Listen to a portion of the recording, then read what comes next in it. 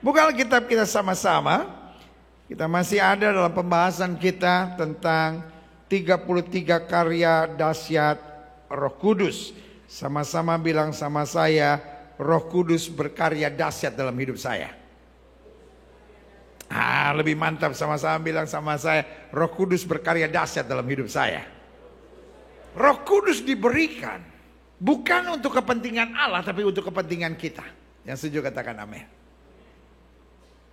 Dan ide baptisan Roh Kudus,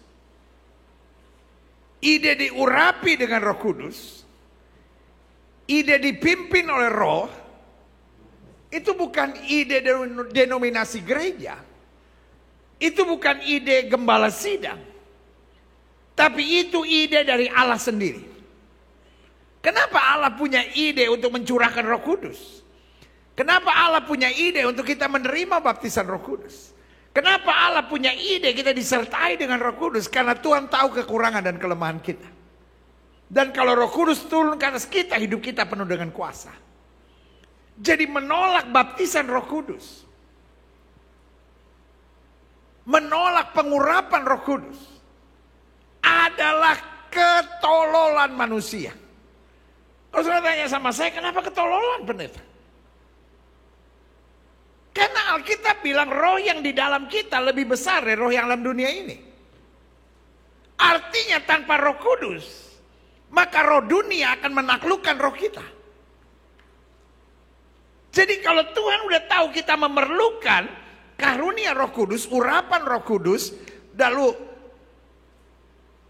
baptisan Roh Kudus, lalu kita menolaknya, bukankah itu sesuatu yang tolol? Kenapa Tuhan mau kita dipenuhi dengan Roh Kudus? Karena Tuhan tahu, tanpa pengurapan Roh Kudus, dunia dapat mempermainkan kita. Tapi Alkitab bilang kalau Roh Kudus turun ke atas kamu, kamu akan menerima kuasa. Sama-sama bilang sama saya memerlukan kuasa Roh Kudus. Karena untuk itu Alkitab berkata, apa itu Roh Kudus itu? Roh yang membangkitkan Kristus dari antara orang mati ada di dalam kita. Dan itu yang kita mau pelajari hari ini. Klik. Hari ini pembahasan kita, karya dahsyat ketiga dari Roh Kudus, yaitu menuntun kita pada buah-buah roh. Apa itu buah-buah roh? Nah ini yang akan kita pelajari. Klik. Matius 3 ayat 8 sampai 10, ayat 8 dan ayat 10 bilang begini. Jadi hasilkanlah buah yang sesuai dengan pertobatan. Berbuah bukanlah sekedar permohonan Tuhan, tapi berbuah adalah perintah Tuhan. Kita tidak berkata coba deh, usahain deh, please deh, berbuah dong. No. Hasilkanlah buah yang sesuai dengan pertobatan. Pertobatan bukan sekedar proklamasi. Oh, saya udah bertobat. Tapi pertobatan harus dibuktikan dengan buah. Yang setuju sama saya katakan pertobatan harus dibuktikan dengan buah. Yang setuju sama saya katakan pertobatan harus dibuktikan dengan buah. Pertobatan bukan sesuatu yang pribadi. Mungkin keputusannya pribadi, tetapi buktinya akan terlihat nyata. Orang bertobat gak usah bersumpah dan bilang sumpah gue udah bertobat. Gak perlu. Alkitab bilang dari buahnya lah seorang dapat dikenal. Makanya Alkitab bilang jadi apa? Hasilkanlah buah yang sesuai dengan pertobatan. Oh, ini lebih tegas di ayat yang ke-10. Kapak sudah tersedia pada akar pohon. Dan setiap pohon yang tidak menghasilkan buah yang baik, apa? Pasti ditebang dan dibuang ke dalam api, dibuang ke dalam neraka. Tegas. Klik. Yohanes 15 ayat 16 bilang, bukan kamu yang memilih aku, tapi akulah yang memilih kamu. Dan aku telah menetapkan kamu, sama-sama bilang Tuhan telah menetapkan saya, supaya saya pergi dan menghasilkan buah. Pergi apa? Pergi beritakan Injil kepada setiap makhluk, kata Alkitab. Dan otomatis waktu kita bergaul akrab dengan Roh Kudus, maka kita akan berbuah. Dan buahmu itu tetap.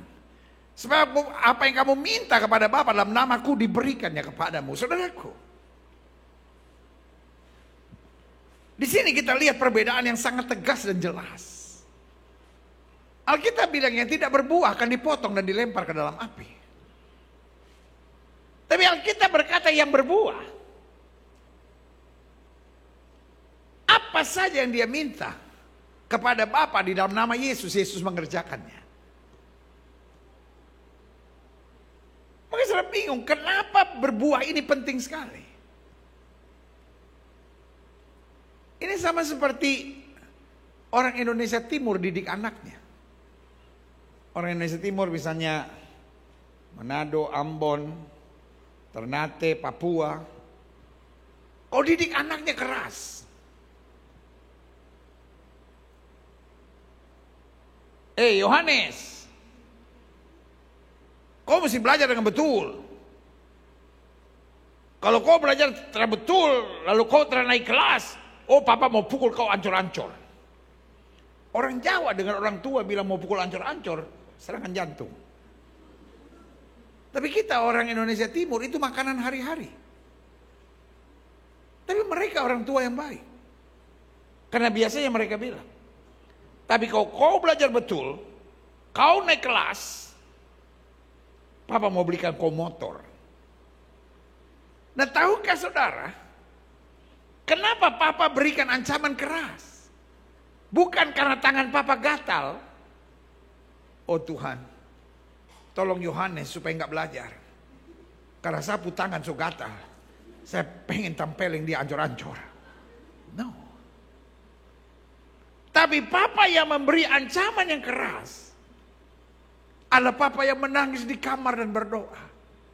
Tuhan, kiranya apa yang kuberikan kepadanya membuat dia sadar. Karena aku sudah menyediakan motor baginya supaya dia bisa diberkati.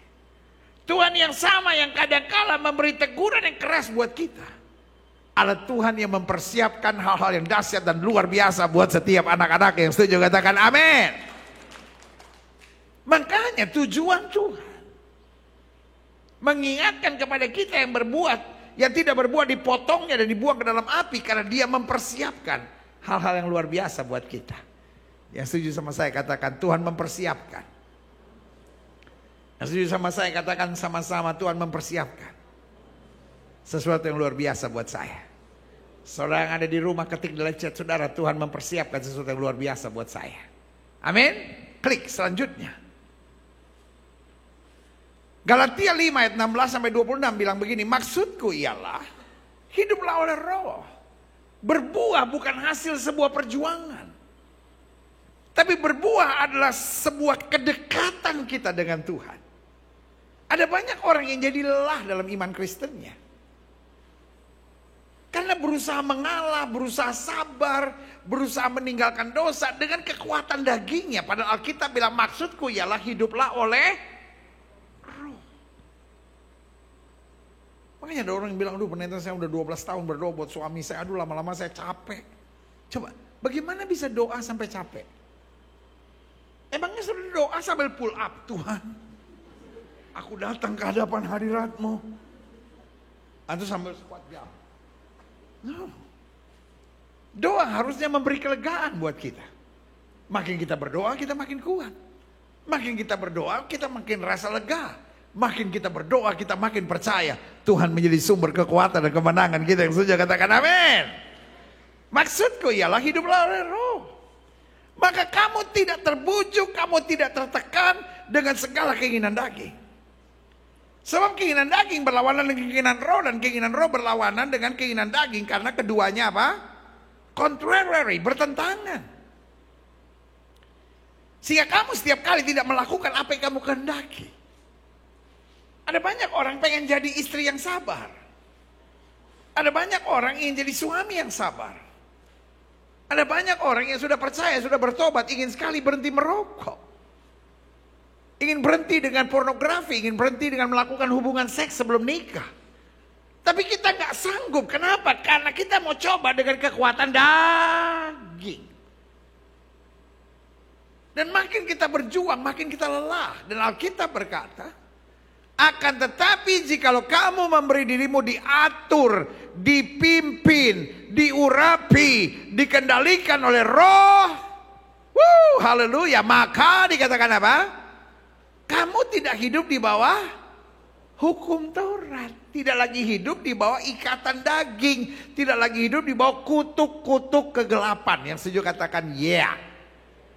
Klik. Perbuatan daging telah nyata, yaitu percabulan, kecemaran, hawa nafsu, penyembahan berhala, sihir, perseteruan, perselisihan, iri hati, amarah, kepentingan diri sendiri, percideraan, roh pemecah, kedengkian, kemabukan, pesta pora. Jangan bilang sama saya, loh saya berselisih karena dia nyebelin saya, dia yang mulai. Ini bukan soal siapa yang mulai, ini soal buahnya. Pohon rambutan, meskipun dikelilingi oleh pohon duren, rambutan tidak jadi duren. Setuju? Rasanya pengaruh nggak? Enggak. Makanya disebut buah. Kalau manusia terpengaruh. Tapi kalau buah nggak bisa terpengaruh. Setuju nggak? Jadi jangan bilang dia yang memulai. Jangan bilang dia nyebelin. Jangan bilang dia nyakitin. Buah apa yang keluar dari kita? Buah tidak tergantung lingkungannya. Buah tergantung dengan pohonnya. Setuju? Kalau di hati kita ada daging, maka yang keluar perbuatan-perbuatan.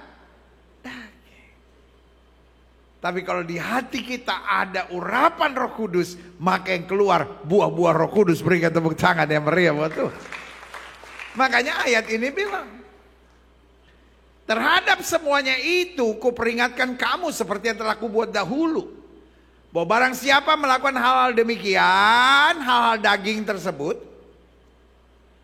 meskipun dia ke gereja, meskipun dia sudah dibaptis, ia tidak akan mendapat apa?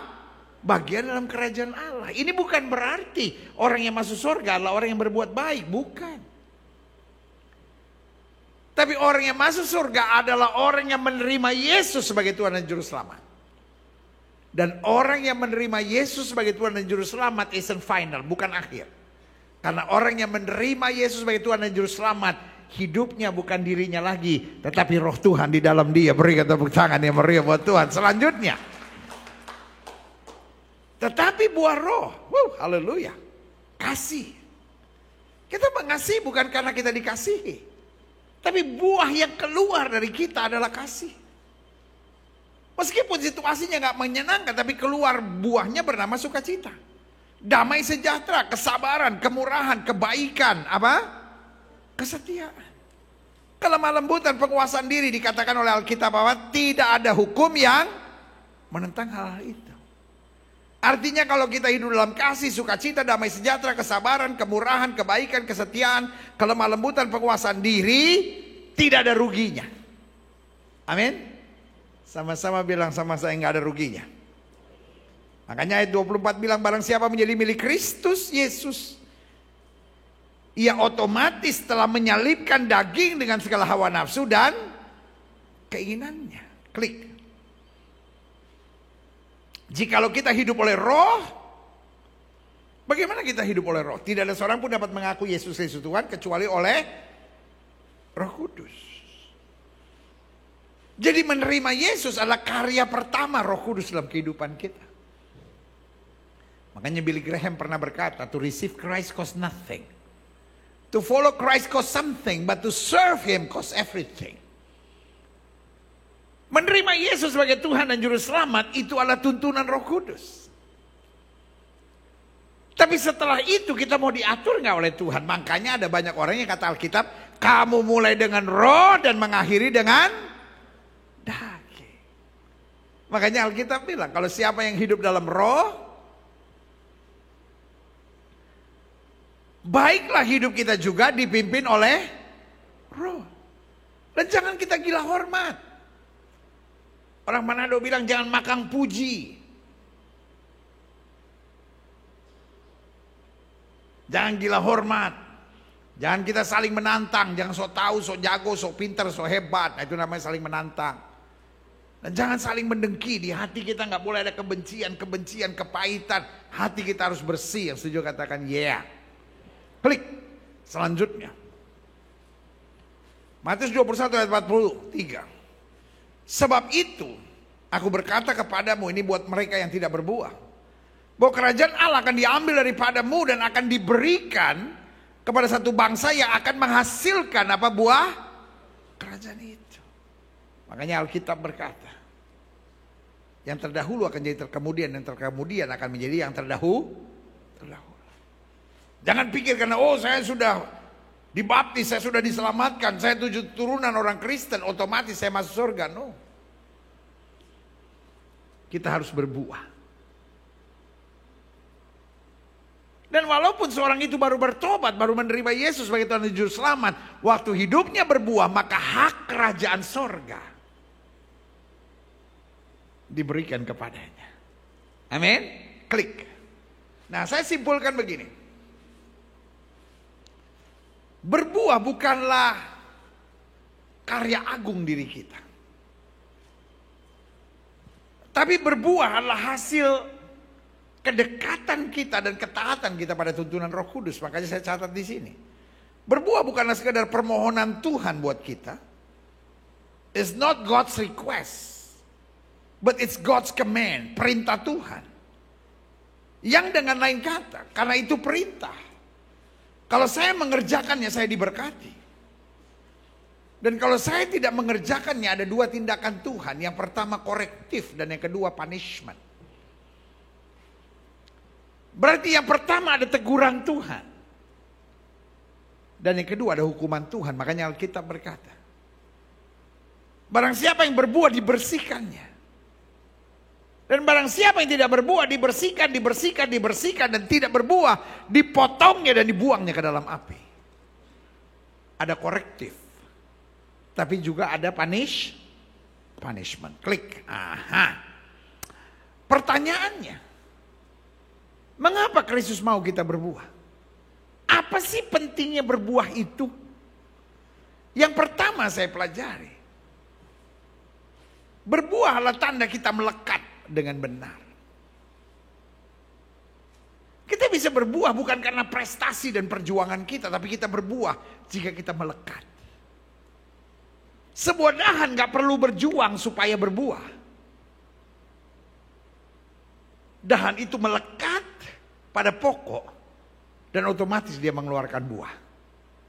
Makanya kita ingat lagu sekolah minggu yang berkata, Yesus pokok dan kitalah carangnya, tinggallah dia. Yesus pokok dan carangnya, tinggallah di dalam dia. Yesus pokok dan carangnya, tinggallah di dalam dia. Pastilah kau akan bisa daftar sil. Nah, tapi kan usia udah lewat, tapi kan masih mantap kan? Masih boleh lah. Lagu itu aja masih hafal. Pastilah kau akan apa? Jadi berbuah bukan perjuangan kita. Kenapa Kristus mau kita berbuah? Karena berbuah tanda kita melekat dengan benar. Dan kalau kamu tinggal dalam aku dan firmanku tinggal dalam kamu, minta apa saja, kamu akan berbuah banyak. Haleluya. Yang kedua, kenapa Kristus mau kita berbuah? Karena berbuah otomatis disertai kesiapan untuk selalu dibersihkan.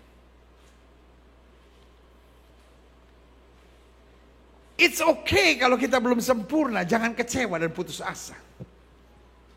Ada orang-orang yang stres sendiri dan kecewa dan berkata, tapi saya masih banyak kekurangan, saya masih banyak kelemahan, saya udah gak tahan kalau begini. Itu salah satu intimidasi iblis. Tahukah saudara, meskipun mangga sudah cukup umur, dia nggak langsung tiba-tiba berbuah jadi. Terus dibersihkan supaya buahnya makin bertumbuh. Disempurnakan bukan sebuah proses 1 hari atau 1 minggu, tapi disempurnakan adalah proses Allah terus menerus. Yang setuju sama saya katakan saya siap. Kalau kita belum sempurna, sabar, yang penting terus dibersihkan oleh firman Tuhan. Bilang sama sebelah saudara, tolong sabar sama saya. Tuhan belum selesai menyelesaikan saya. Amin. Sama-sama bilang sama saya harus sabar. Karena Tuhan sedang membersihkan saya terus. Berikan tepuk tangan yang meriah buat Tuhan. Yang ketiga, kenapa Kristus mau kita berbuah? Karena berbuah menuntun kehidupan kita yang berkualitas dan bermanfaat. Tahukah saudara, Tuhan tidak setuju anaknya direndahkan dan dipermalukan. Tuhan begitu sayang sama kita. Tuhan mau menyatakan kemuliaan dalam hidup kita. Amin. Tuhan gak mau kita direndahkan, Tuhan gak mau kita disepelekan. Alkitab bicara tentang Simson. Simson karena perbuatan dagingnya. Simson karena hawa nafsu duniawinya. Akhirnya direndahkan, disepelekan. Bayangkan nazir Allah, orang pilihan Allah, kekasih Allah yang luar biasa dengan karunia Allah yang dahsyat. Matanya dicungkil buta menjadi bahan tertawan orang Filistin. Tuhan tidak menatap Simson dan berkata, sadar nggak naik, sadar nggak naik. No. Tuhan nggak suka lihat kita direndahkan. Makanya Alkitab bilang tidak untuk selamanya dia biarkan orang benar goyah. Ada saatnya ketika kelihatannya Tuhan diam ketika kau direndahkan dan disepelekan. Tapi Tuhan kemudian bertindak, Tuhan kemudian berbuat. Waktu kita berbalik dari jalan-jalan kita, Allah mengangkat dan menyatakan kemuliaannya luar biasa. Yang setuju katakan amin. Apa yang terjadi kemudian dengan Simson? Akhirnya Tuhan menyadarkan Simson. Dan dengan kekuatan terakhirnya, Alkitab berkata, dia mengalahkan musuh lebih banyak dalam matinya daripada dalam hidupnya. Yang direndahkan, disepelekan. Di waktunya Tuhan angkat dengan kuasa dan kemuliaan. Yang berikan tepuk tangan yang meriah buat Tuhan. Waktu hidup kita tidak berbuah. Alkitab bilang apa? Kalau garam itu sudah tidak asin lagi, dia dibuang dan diinjak-injak orang. Kalau hidup kita tidak berbuah, disepelekan orang. Tapi waktu hidup kita berbuah, Tuhan menyatakan kemuliaan dalam hidup kita. Selanjutnya, pentingnya hidup berbuah. Berbuah akan mengarahkan orang lain melihat karya Tuhan dalam kehidupan kita.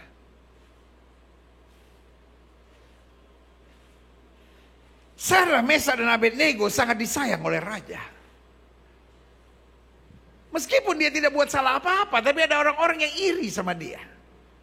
Dan saya mau beritahu di akhir zaman ini akan ada banyak orang iri sama anak-anak Tuhan.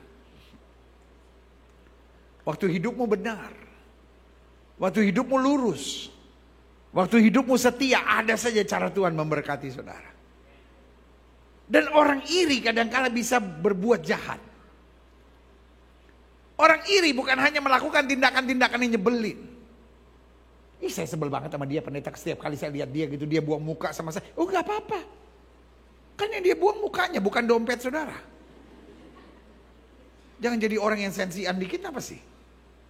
Ya kan? Biarin aja. Mudah-mudahan setelah dia buang dia bisa pungut lagi.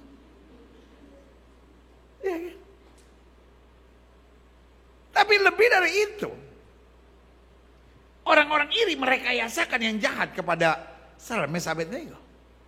Sampai Sadrak, Mesak, Abednego dibuang ke dapur api yang dipanaskan 7 kali lipat. Tapi saya mau beritahu, orang-orang yang hidupnya berbuah, justru ketika orang sedang merancangkan yang jahat, Tuhan mau menyatakan kemuliaan dan kuasanya yang luar biasa. Berikan tepuk tangan yang meriah buat Tuhan.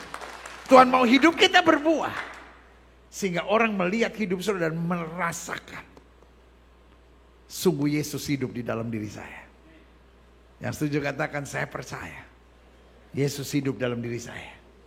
Orang yang mau merendahkan saudara satu saat akan malu, karena melihat Tuhan berkarya luar biasa melalui kita. Berikan tepuk tangan yang meriah buat Tuhan. Selanjutnya saya pelajari, bagaimana memiliki kehidupan yang berbuah. Apakah hanya orang-orang tertentu yang bisa menghasilkan buah? No. Yang pertama saya pelajari, kehidupan kita pasti berbuah. Bukan insya Allah. Sama-sama bilang sama saya, pasti berbuah. Jika kita rendah hati. Dan karena kita rendah hati, ada kerinduan untuk selalu mau jadi saksi Tuhan. Kenapa iblis mau kita sombong?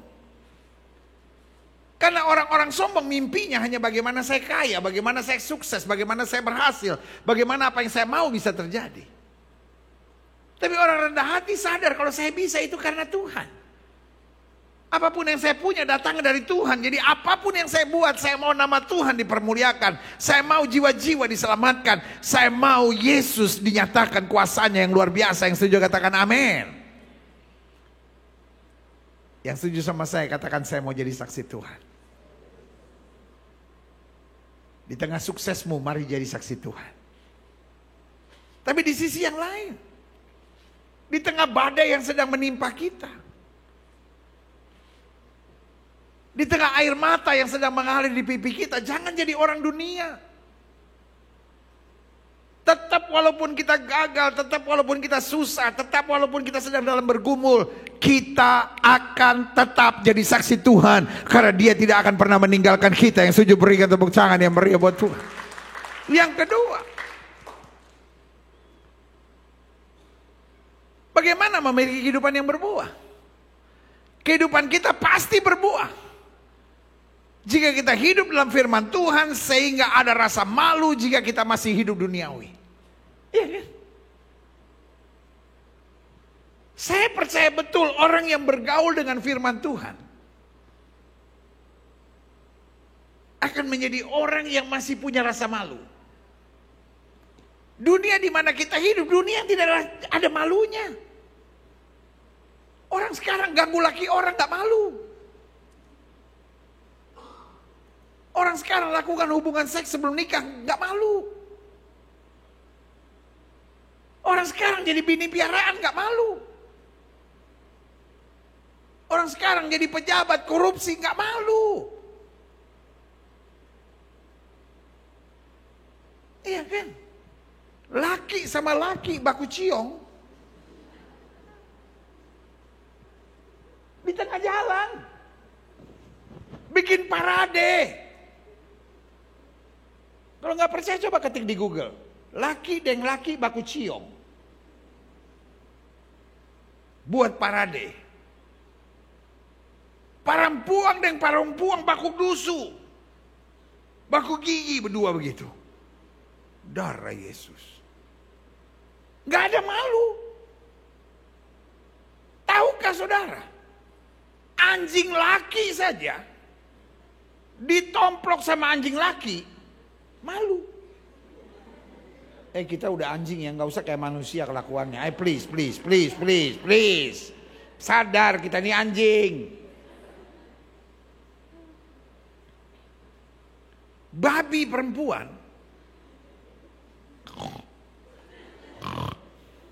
ketika didatangin oleh babi perempuan lainnya, mau dicium-cium gitu, kita ini udah haram. Jangan lagi perbuatan kita haram kayak manusia.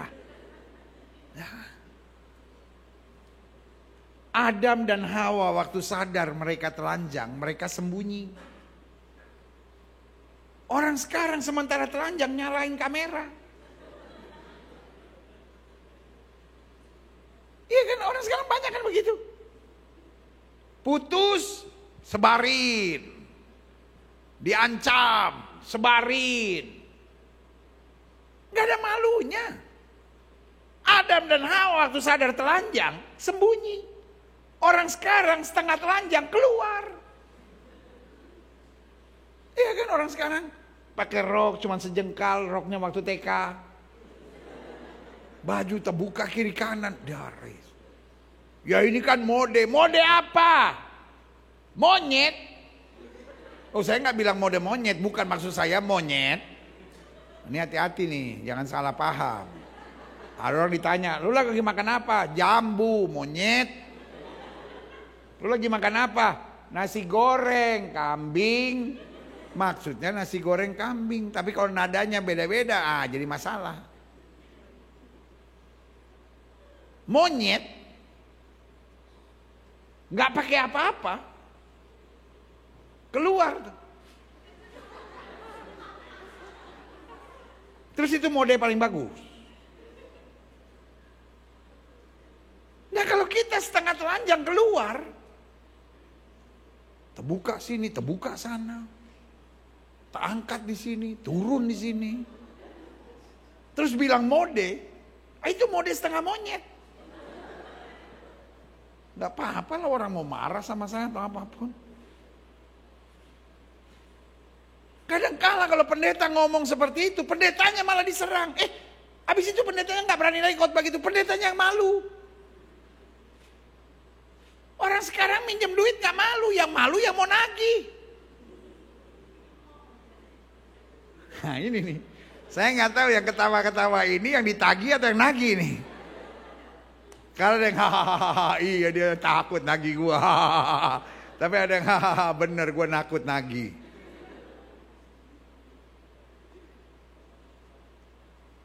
Bu, minimal kita masih ada rasa malu. Tuhan udah baik sama saya. Kalau hari Minggu saya nggak ke gereja, minimal saya malu. Tuhan udah berkati saya. Masih juga saya diajak melayani, masih menolak. Itu kan malu. Tuhan udah berkati kita. Tapi hidup kita masih terus bersungut, hidup kita masih terus mengeluh. Kalau kita anak Tuhan tapi cerewet, kita anak Tuhan tapi pelit, kita anak Tuhan kepala batu, minimal ada rasa malu. Apa sih yang kurang? Yesus mati buat kita, serahkan segala-galanya buat kita. Sudah saatnya kita berkata, Tuhan terima kasih, aku mau bersyukur kepada Tuhan sebab dia baik, bahwasanya itu selama-lamanya kasih setianya. Haleluya. Yang ketiga, saya coba pelajari bagaimana kita memiliki kehidupan yang berbuah. Kehidupan kita pasti berbuah jika kita siap mengerjakan tanggung jawab kita dengan sukacita, sehingga kita tidak jemu-jemu untuk belajar dan terus berubah. Karena hidup Kristen bukan soal apa hak saya yang harus saya pertahankan dan perjuangkan. Tapi hidup Kristen apa tanggung jawab saya yang harus saya jalankan dengan sukacita. Karena Alkitab saya ajarkan kepada kita, orang yang menabur dengan air mata akan menuai dengan sorak-sorai. Kalau saya jalankan tanggung jawab saya dengan sungguh-sungguh, saya nggak usah mengeluh. Karena hidup ini hanya dua. Terjadi seperti apa yang saya harapkan, atau tidak terjadi seperti yang saya harapkan. Kalau terjadi seperti yang saya harapkan, saya menyebut itu miracle. Saya menyebut itu mujizat. Kalau tidak terjadi seperti yang saya harapkan, saya sebut itu lesson. Saat saya belajar, supaya saya makin kuat, saya makin dewasa, saya makin disempurnakan. Baik kerajaan Allah, berikan tepuk tangan yang meriah. Yang keempat, yang terakhir, saya undang pemain musik maju ke depan. Bagaimana kita memiliki kehidupan yang berbuah? Kehidupan kita pasti berbuah jika kita dipimpin oleh Roh yang memberikan kita kekuatan untuk fokus pada rancangan-rancangan Allah yang besar melalui hidup kita. Makanya Alkitab berkata, cari dahulu kerajaan Allah serta kebenarannya, maka semuanya akan ditambahkan dalam hidup kita. Seringkali fokus kita hanya bagaimana persoalan saya selesai. Kadang-kala fokus kita bagaimana supaya mimpi saya dapat tercapai. Tetapi Alkitab bilang jalanmu bukan jalanku, rancanganmu bukanlah rancanganku. Sebab rancangan Allah lebih besar. Waktu kita mulai berjalan pada rancangan Allah, kita kagum melihat apa yang mata tidak pernah lihat, apa yang telinga tidak pernah dengar. Itu yang Tuhan sediakan buat setiap orang yang mengasihi Dia. Berikan tepuk tangan yang meriah buat Tuhan. Saya undang kita semua bangkit berdiri. Aku punya Tuhan yang besar. Amin. Yang telah berjanji dan sanggup menggenapi. Imanku bersepakat percaya kuasanya. Ku terima sekarang kemenangan. Oh, aku punya Tuhan yang besar. Haleluya. Aku punya Tuhan yang besar, Yang telah berjanji dan sanggup menggenapi. Imanku bersepakat percaya kuasanya. Oh, ku terima sekarang Terima sekarang kemenangan. kemenangan darimu. Musik main dengan sangat lembut. Buah bukanlah hasil perjuangan kita, tapi buahlah hasil kedekatan kita pada kasih Tuhan, pada tuntunan Tuhan, dan pada firman Allah. Waktu hidup kita bergaul dengan firman, untuk hidup kita rendah hati dipimpin oleh Roh Allah, maka otomatis buah-buah roh menyertai. Jika itu doamu, taruh tangan kananmu di dada. Hidup ini bukan soal apa lingkungan sekitar kita, bukan apa yang terjadi di dalam hidup kita, tapi apa yang tumbuh dalam kehidupan kita.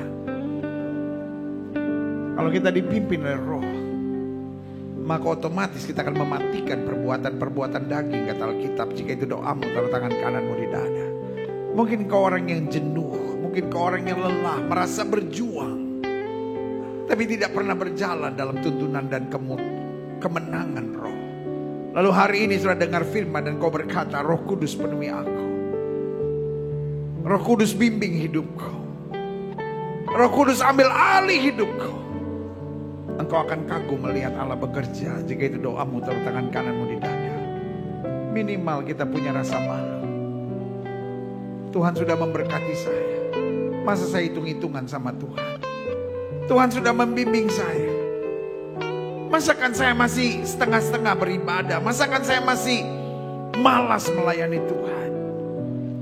Tuhan sudah buat banyak dalam hidup saya. Masakan saya masih mengeluh? Saya masih jadi orang yang berontak, kecewa, mendendam, dan tidak bisa mengampuni. Lalu hari ini kita dengar firman Allah. Kita berkata, Tuhan, minimal aku punya rasa malu. Malu kalau aku gak hidup dalam terang. Malu kalau aku gak jadi saksi Tuhan. Malu kalau aku kompromi dengan dosa. Karena terlalu dahsyat pemeliharaan Tuhan dalam hidupku. Jika itu doamu, taruh tangan kananmu di dada. Setiap saudara yang ingin didoakan, yang taruh tangan kanan di dada, boleh angkat tangan dua-dua tinggi-tinggi. Izinkan saya berdoa. Bapa, kami mengerti sekarang, hidup yang berbuah bukanlah hasil perjuangan, tapi hidup yang berbuah adalah tanda kami melekat pada Tuhan. Dan kami mengerti, hidup yang berbuah bukan permohonan Tuhan, tetapi hidup yang berbuah adalah perintah Tuhan. There is no other choice. Kami harus taat. Karena kami ditetapkan untuk pergi dan menghasilkan buah, dan buah kami itu tetap. Supaya apa saja kami minta kepada Bapa dalam nama Yesus akan dikerjakan buat kami. Lihat tangan-tangan yang terangkat. Bersihkan hidup kami, supaya kami dapat berbuah dan menyatakan kemuliaan Kristus. Sehingga buah-buah roh terus terpancar dalam kehidupan kami karena kasih Tuhan yang tertanam di dalam roh kami. Terima kasih Tuhan. Bimbing kami terus dengan Roh Kudus.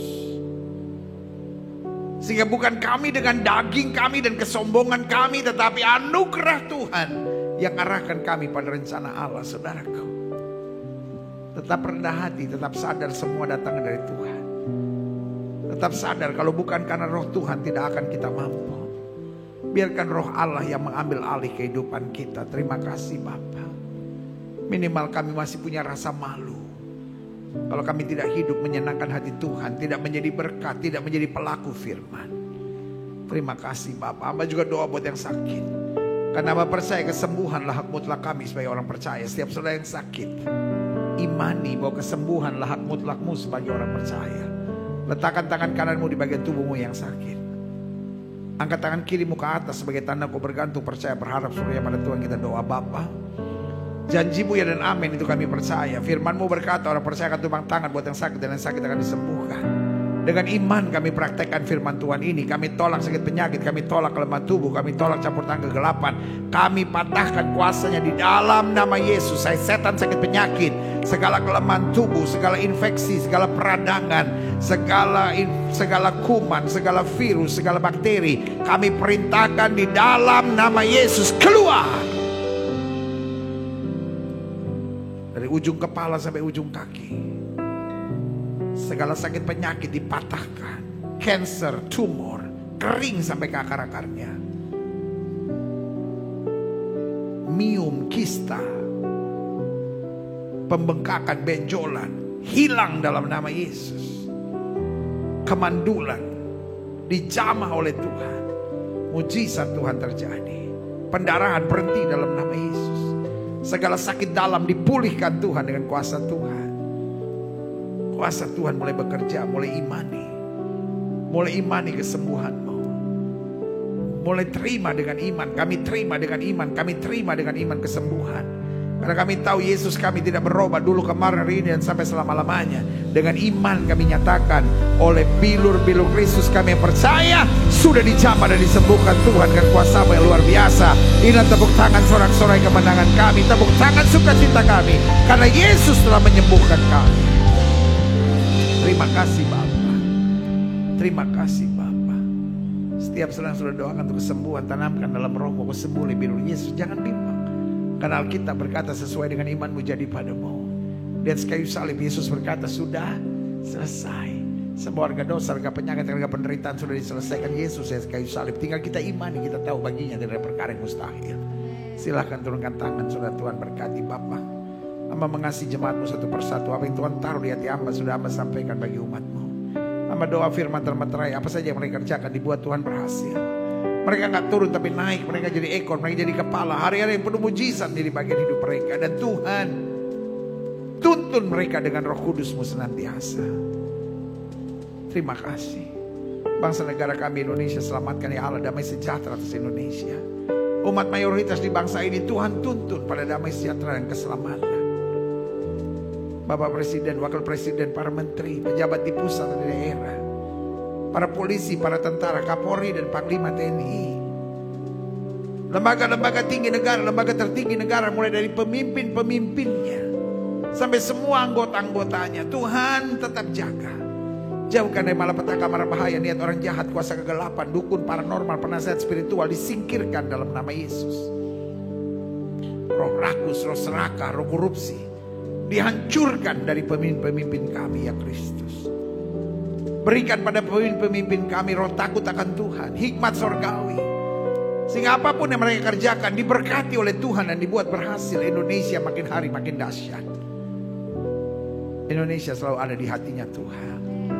Gereja-gereja di mana-mana tempat Tuhan bela dan nyatakan kemuliaan-Mu. Meskipun terdiri dari berbagai denominasi, Tuhan persatukan sebagai satu tubuh Kristus yang esa. Gerejamu di tempat ini, Gereja Petra Indonesia Global Fellowship Center, Tuhan arahkan terus untuk menegakkan kerajaan Allah dalam kebenaran dan kasih. Dan setiap kami yang menerima firman, kami makin hari makin dipulihkan, makin hari makin dikuatkan. Kami dituntun senantiasa oleh Roh Kudus, sehingga hidup kami memancarkan kemuliaan Tuhan. Terima kasih Tuhan. Di dalam nama Yesus kami berdoa dan kami siap menjadi pelaku-pelaku firman. Yang siap jadi pelaku-pelaku firman, sama-sama kita katakan amin. Beri tepuk tangan yang meriah buat Tuhan. Silakan duduk.